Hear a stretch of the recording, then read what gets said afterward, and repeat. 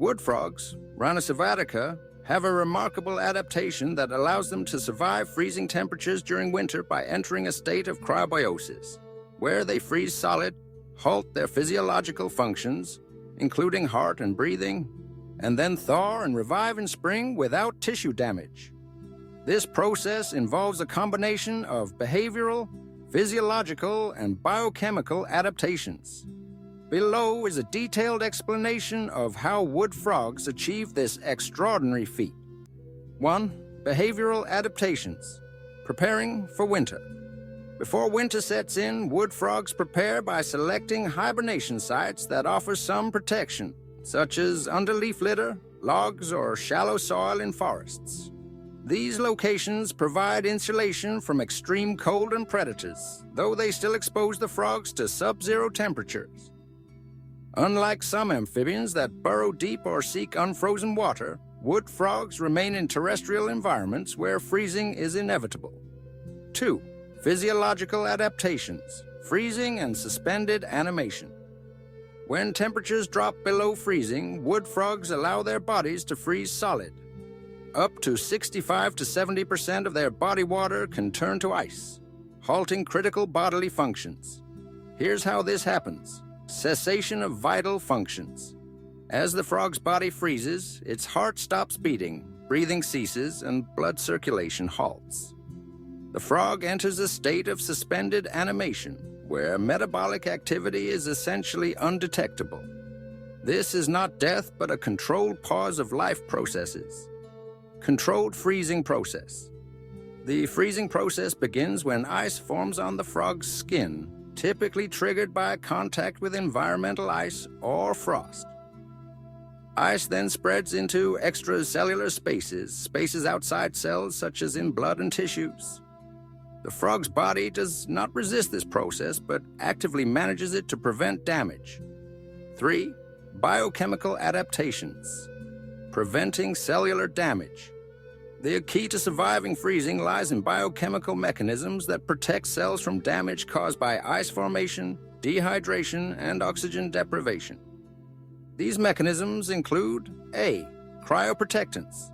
Natural antifreeze wood frogs produce high concentrations of glucose, a simple sugar, as a cryoprotectant, which acts like a natural antifreeze to protect cells. Here's how it works. Glucose mobilization.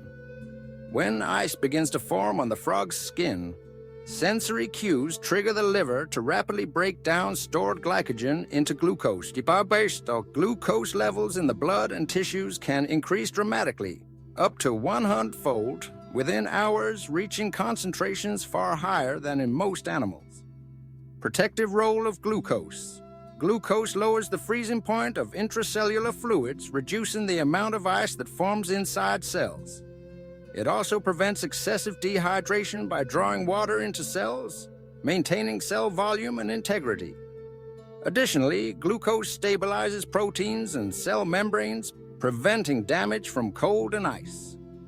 Other cryoprotectants. Some studies suggest urea, a waste product, also accumulates in wood frogs during winter, acting as an additional cryoprotectant to further stabilize tissues. B. Ice nucleation and extracellular freezing. Wood frogs control where and how ice forms in their bodies to minimize damage. Ice nucleators. Proteins or bacteria on the frog's skin promote ice formation in extracellular spaces rather than inside cells. This ensures that ice crystals form in the less critical areas like blood plasma and interstitial fluids, sparing vital cellular components. Preventing intracellular freezing. Ice inside cells is deadly because it can rupture membranes and organelles. By concentrating cryoprotectants like glucose inside cells, wood frogs prevent intracellular ice formation, ensuring cells remain intact. C. Tissue protection and anoxia tolerance. Freezing halts blood flow, starving tissues of oxygen, a state called anoxia. Wood frogs have adaptations to survive this. Anoxia tolerance. Their cells can function with minimal oxygen for extended periods, relying on anaerobic metabolism, which produces less energy but allows survival. This is critical during the frozen state when oxygen delivery stops. Antioxidant defenses. Freezing and thawing can produce reactive oxygen species, ROS, which damage cells. Wood frogs upregulate antioxidant enzymes to neutralize ROS, protecting tissues during the thaw. 4. Thawing and revival in spring. When temperatures rise in spring, the frog's body begins to thaw, typically starting from the core, vital organs, and moving outward. This process is carefully orchestrated. Gradual thawing. As ice melts, glucose levels remain elevated temporarily to protect cells during the transition. Blood circulation resumes and the heart restarts, often within hours of thawing. Metabolic recovery. The frog's metabolism ramps up and organs resume normal function. Breathing restarts and the frog clears excess glucose and urea from its system as it returns to normal activity. No tissue damage. Remarkably, wood frogs show no significant tissue damage from freezing and thawing. This is due to the protective effects of cryoprotectants, controlled ice formation, and antioxidant defenses. 5. Evolutionary and ecological significance.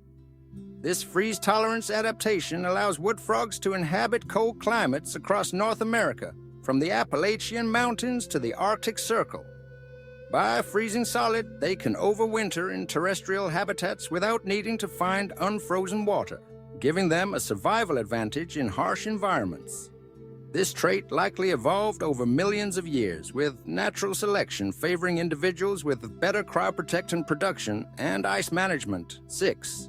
Scientific insights and applications. The wood frog's ability to survive freezing has fascinated scientists and has potential applications in fields like cryobiology and organ preservation. Cryopreservation.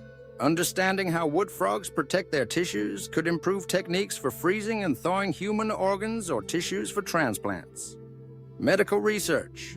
Insights into anoxia tolerance and antioxidant defenses may inform treatments for conditions involving oxygen deprivation, such as stroke or heart attack. Summary: wood frogs survive winter by allowing their bodies to freeze solid, stopping their heart and breathing, and entering a state of suspended animation. They achieve this through behavioral choices, hibernating in insulated sites, physiological adaptations, controlled freezing, cessation of vital functions, biochemical protections, glucose and urea as cryoprotectants, ice nucleation, anoxia tolerance, and antioxidant defenses. In spring, they thaw gradually, restarting their heart and metabolism without damage. This remarkable adaptation showcases the power of evolutionary biology and offers valuable lessons for science.